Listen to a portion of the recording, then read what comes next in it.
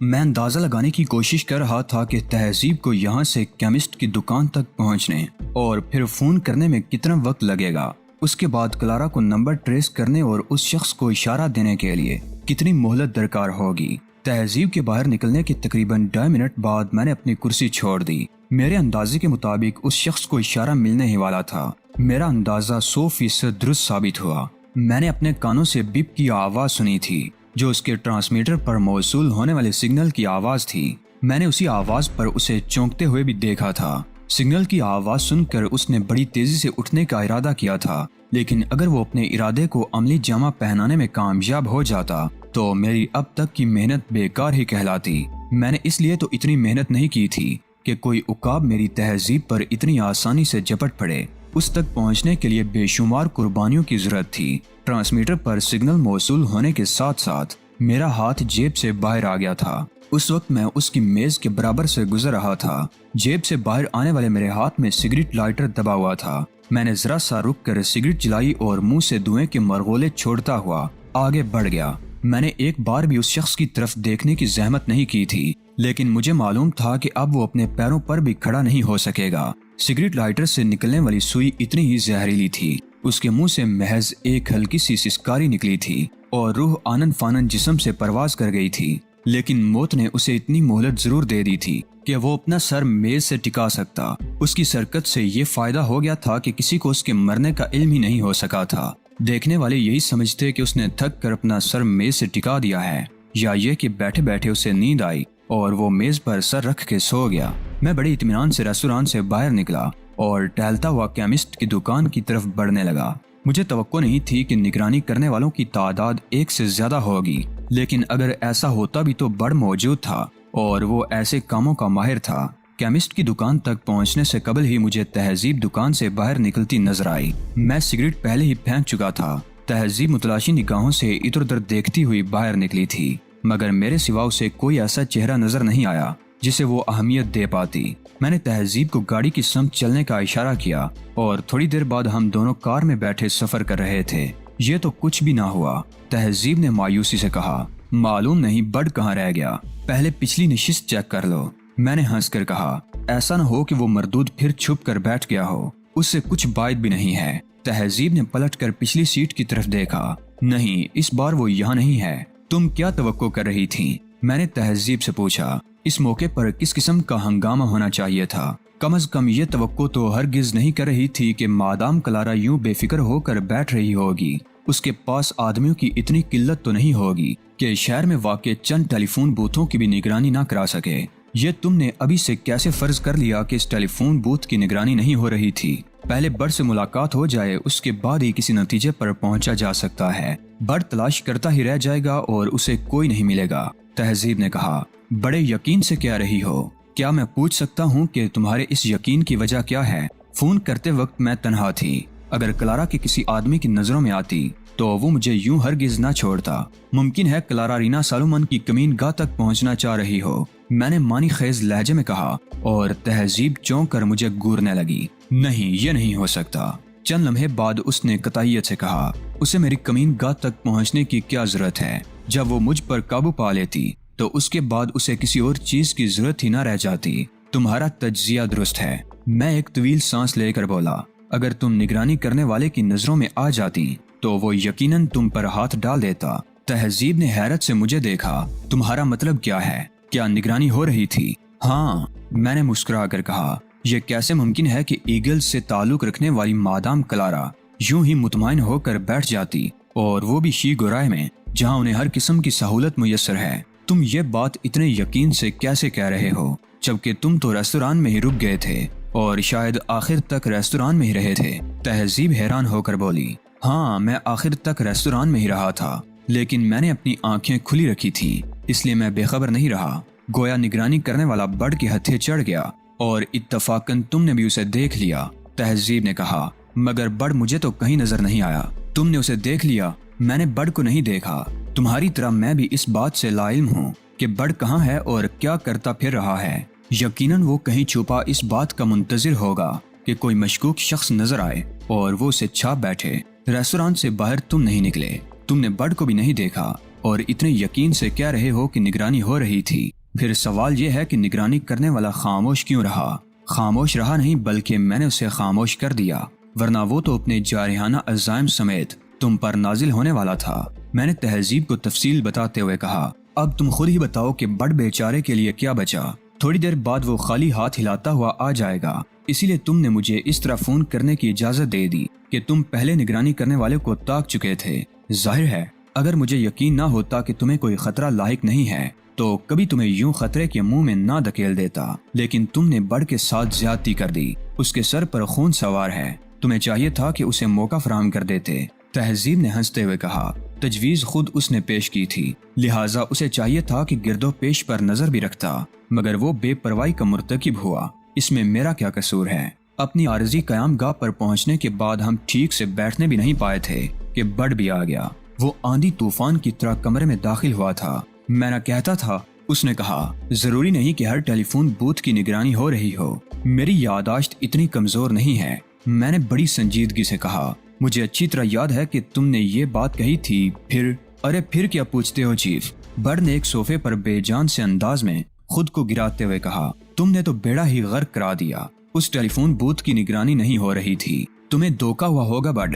میں نے بے یقینی سے کہا، یہ ممکن ہی نہیں ہے، میں تو بھگت کر آ رہا ہوں اور تمہیں یقین ہی نہیں آ رہا۔ میں نے آخر وقت تک اسی توقع پر نگرانی جاری رکھی کہ ممکن ہے میڈم کا تعاقب کیا جائے، لیکن وہاں کوئی ہوتا تب نہ، وہاں تو کوئی تھا ہی نہیں۔ تو پھر یہ بات ماننی پڑے گی کہ مادام کلارا انتہائی احمق عورت ہے، ایگلز جیسی بڑی تنظیم کے ایک اہم عہدے پر فائز ہوتے ہوئے بھی اس نے ٹیلی فون بوتھ کی نگرانی نہیں کرائی، جبکہ اس کے پاس نفری کی بھی کمی نہیں ہے، اس نے نگرانی ختم کرا دی ہوگی۔ میڈم نے اسے ساحلی تفریح گاہ کا حوالہ بھی دے دیا تھا اور پھر اس سے ٹرانسمیٹر پر گفتگو بھی کی تھی۔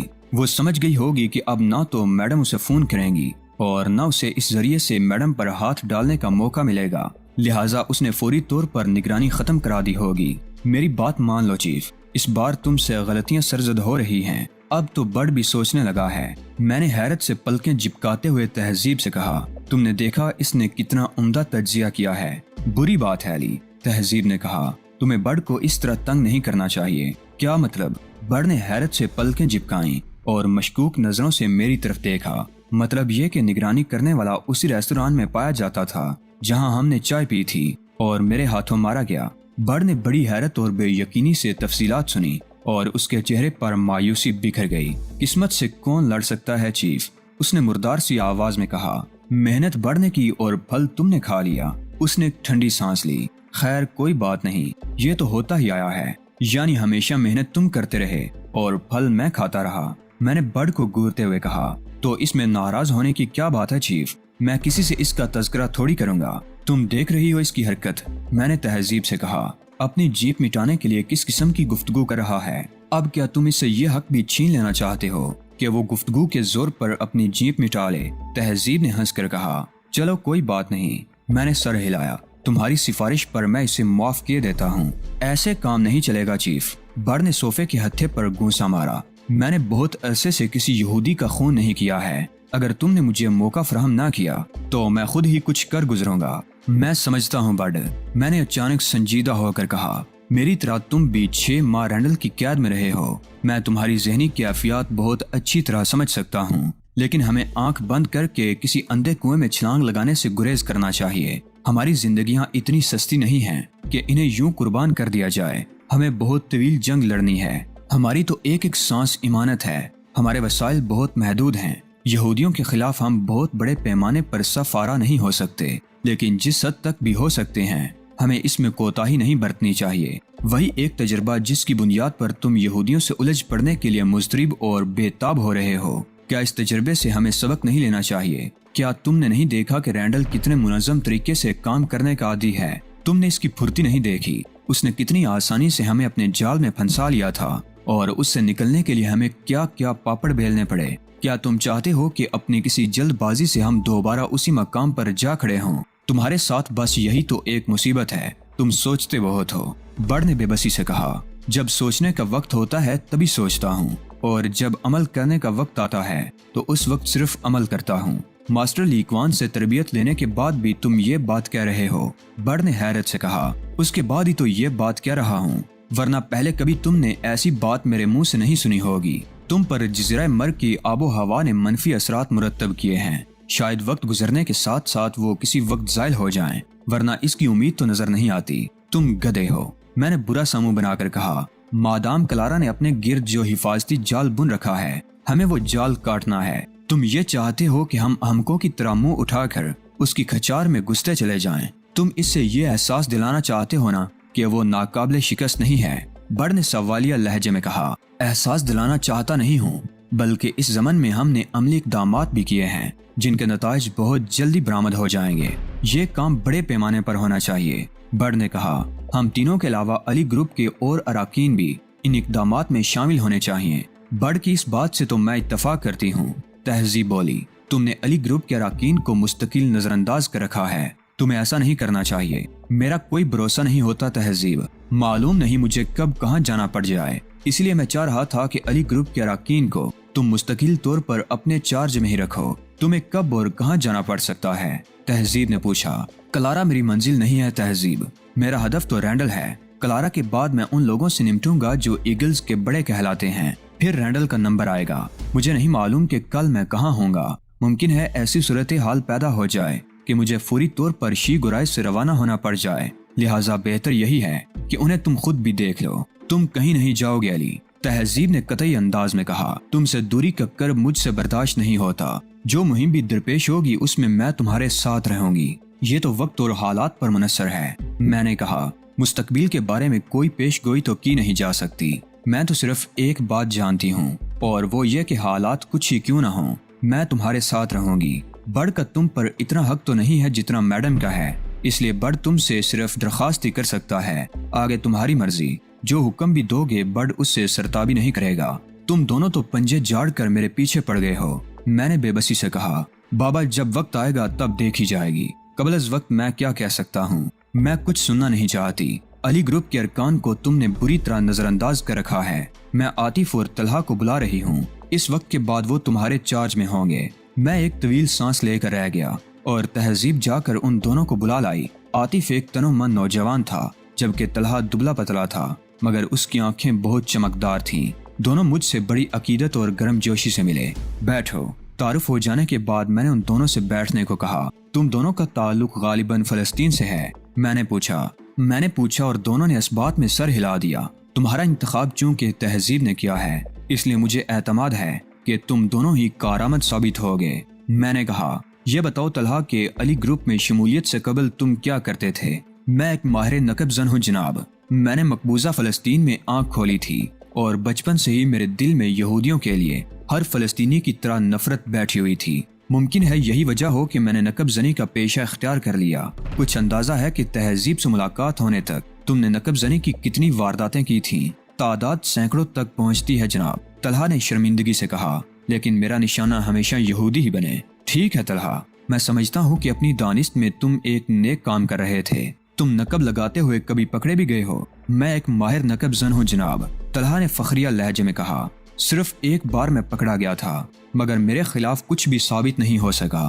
تمہیں یہودیوں سے اتنی نفرت تھی تو تم تنظیم آزادی فلسطین میں کیوں شامل نہیں ہو گئے؟ میرا خیال تھا کہ ان سے الگ رہ کر میں یہودیوں کو زیادہ نقصان پہنچا سکتا ہوں، پھر اب تم ہماری تنظیم میں کیوں شامل ہو گئے؟ میں نے مسکرا کر کہا، میں آپ کے عقیدت مندوں میں سے ہوں۔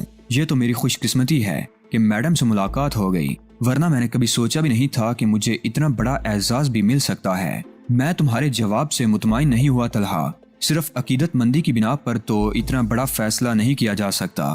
آپ کے کام کرنے کا انداز مختلف ہے جناب، آخر آپ خود بھی تو تنظیم آزادی فلسطین سے علیحدہ ہو گئے، مگر ایک دوسری تنظیم میں آپ موجود ہیں۔ تم ٹھیک کہہ رہے ہو طلحہ، یہ تو ذہنی ہم آہنگی کی بات ہوتی ہے، میں نے کہا اور پھر طلحہ کی طرف متوجہ ہو گیا۔ اب تم بھی اپنے بارے میں کچھ بتا ڈالو۔ میں نے تنظیم آزادی فلسطین سے چھاپا مار تربیت حاصل کی ہے، طلحہ نے کہا۔ علی گروپ میں شمولیت کے بعد تمہیں غالباً کسی مہم میں حصہ لینے کا موقع نہیں ملا۔ جن دنوں میں علی گروپ میں شامل ہوا ان دنوں سارا زور آپ کو تلاش کرنے پر تھا، اس لیے ہمیں اب تک کوئی ایسا موقع نہیں مل سکا جہاں اپنی صلاحیتوں کے جوہر دکھا سکیں۔ بہرحال اب توقع ہے کہ کچھ نہ کچھ ضرور ہوگا۔ تم لوگوں کو پتہ نہیں معلوم ہے یا نہیں معلوم کہ میرا کام کرنے کا طریقہ قدرے مختلف ہے۔ اس لیے تم لوگوں سے جو کام بھی لیا جائے گا ضروری نہیں کہ وہ تمہاری توقعات کے مطابق ہو۔ میرے لیے تو اتنا ہی کافی ہے کہ میں یہودیوں کے خلاف علی یار خان کے شانہ بشانہ کام کروں گا، طلحہ نے کہا، اور میں کام کرنے کے لیے بے چین ہوں، کام کی نوعیت کچھ ہی کیوں نہ ہو، مجھے اس سے غرض نہیں۔ عاطف بولا، ٹھیک ہے، میں نے سر ہلایا۔ تمہیں معلوم ہے کہ اس وقت ہم رینڈل عرف موشے ہاورڈ کی نائب مادام کلارا کے خلاف صف آرا ہیں۔ ہمارا مسئلہ یہ ہے کہ ہمیں اس پر وار کرنے کے لیے زیادہ سے زیادہ زاویے درکار ہیں، اور ہمیں اپنے مطلوبہ زاویوں سے بہت کم میسر ہیں۔ ہم نے ان کے خلاف کچھ اقدامات کیے تو ہیں، مگر وہ مجھے ناکافی محسوس ہوتے ہیں۔ میں چاہتا ہوں کہ اس سلسلے میں کوئی کسر اٹھا نہ رکھی جائے۔ اس ذیل میں آج رات تمہارے سپرد جو ذمہ داری کرنا چاہتا ہوں وہ یہ ہے کہ ٹرانسمیٹر پکڑ لو۔ برڈ تمہیں مادام کلارا کی فریکوینسی بتا دے گا، اور میں احتیاطاً تم لوگوں کو کوڈ بھی فراہم کر دوں گا۔ مجھے ہر وہ پیغام نوٹ کرنا ہوگا جو اس فریکوینسی سے نشر کیا جائے۔ ضروری نہیں کہ کوئی پیغام ضرور ہی نشر ہو، لیکن یہ بھی ممکن ہے کہ اس طرح کوئی کارآمد بات ہمارے علم میں آ جائے۔ زیادہ بہتر یہ ہوگا کہ تم لوگ پیغامات کاغذ پر نوٹ کرنے کے بجائے ٹیپ کر لو تاکہ کسی غلطی کا امکان نہ رہے۔